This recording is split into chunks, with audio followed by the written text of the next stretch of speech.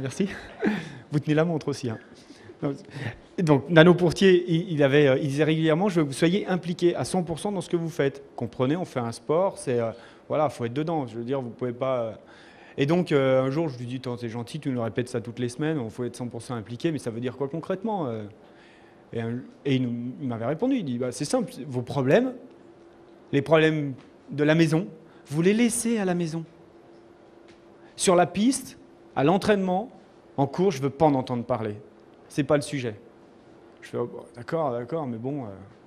Il me dit, c'est comme ça, c'est la règle, elle est valable pour tout le monde. Et un jour, moi, je suis venu sur la piste avec mes problèmes de la maison. Tu vois, puis je skie une fois, deux fois, je fais 2-3 descentes, puis Nano était en bas, il me regarde, et puis il m'appelle, je vais le voir, il me dit, ça va pas, t'es pas dedans là. Je lui dis, non, t'as raison Nano, je suis pas trop dedans, je suis un peu fatigué, j'aimerais bien aller me reposer. Il me dit, t'as raison, t'es fatigué. Il avait vu que j'étais en train de le mener en bateau. Il me dit, t'as raison, t'es fatigué, bah, tu retournes à l'hôtel. Tu fais ton sac, puis tu te casses, tu rentres chez toi. Je préparais les Jeux Olympiques. J'étais à 4 mois des Jeux Olympiques. J'étais champion du monde, j'avais tous les... Enfin, je veux dire, sur le papier, j'étais le leader. Donc moi, en tant que leader, je pars, je vais à l'hôtel, je fais pas mon sac. Je prends mon téléphone, je règle les problèmes que j'ai à la maison. J'étais débarrassé de ça. Et puis, je me repose. Quand le reste de l'équipe de France arrive vers 13h à l'hôtel, donc je les entends arriver avec les pompes de ski et tout, les mecs s'installent à table. J'arrive dans la salle de restaurant, grande salle comme ça. Nano était au fond. Je viens pour manger, moi. Je me pointe. Et là, il me regarde, Nano. Il lève et il dit, qu'est-ce que tu fous là? Et là, tous les autres me regardent Nano. Je dis, non, mais c'est bon, je me suis reposé, ça va, maintenant je vais être dedans. Enfin, c'est bon, quoi. Il dit, non. Tu retournes dans ta chambre, tu fais ton sac et tu te casses, je veux pas te voir.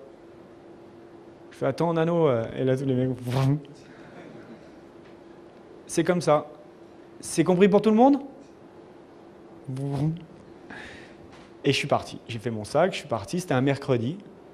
Au moment de partir, il me dit, je t'appelle dimanche soir, je te dis si tu viens en stage la semaine prochaine. C'est moi, je peux vous dire, entre le mercredi et le dimanche, j'étais comme ça. J'étais comme ça. Et le dimanche soir, il m'a appelé, il me dit demain matin, 7h15, dans le hall de l'hôtel. Je suis arrivé le lendemain matin à 7h, en avance, enfin pas pour une fois, mais un quart d'heure d'avance pour une fois. D'habitude, j'arrivais juste. Et là, il y a toute l'équipe. Quand Nano arrive, les gens discutent, je vois Nano, je me planque un peu. Je me dis, bon, je vais passer une semaine pourrie, je vais me faire pourrir, ça va être l'enfer et tout. Et il regarde, il me voit, tu vois, les mecs s'écartent. Et il me fait, en ouvrant les bras, je suis content de te voir. Oh putain, mon Nano, moi aussi je suis content de te voir.